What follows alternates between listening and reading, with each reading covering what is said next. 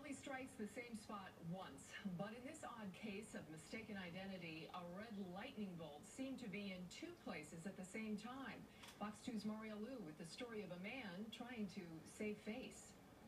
Happened on the streets of New York's Staten Island, a mugging at knife point.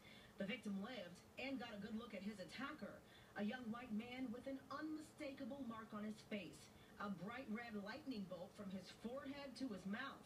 Police searched their database and found this man, 28-year-old New York resident Dylan Volk.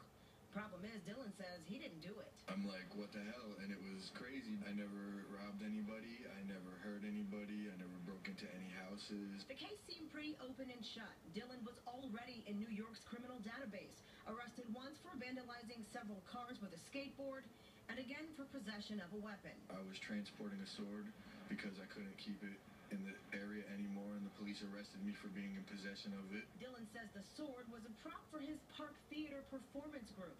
Police didn't care. Hoping to turn his life around, Dylan says he moved here to Detroit in October 2011, 3 months before the robbery. New York police put Dylan's picture in a photo lineup with a few other guys with photoshopped red lightning bolt tattoos.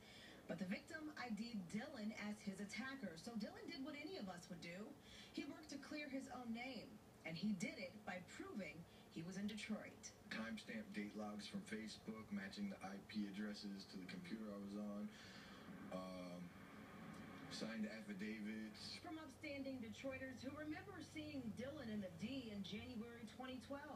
He mailed every timestamped receipt he could find to his public defender in New York. He even found surveillance video from his job at this Detroit chiropractor's office. Who would possibly try to make it seem like I committed a crime like that? What's the real truth behind it? That's what I really want to know. That's what police want to know. Who committed that robbery 2 years ago? Is there more than one person with this tattoo? Dylan says lightning doesn't strike twice. I think it was somebody probably with a grudge against me. I think someone drew a red lightning bolt on their face and pretended to be you and robbed someone else. Or could have just possibly filed a false police report. Maria Liu, Fox 2 News. A firefighter heard a raging fire on Detroit's east side, but he refuses to seek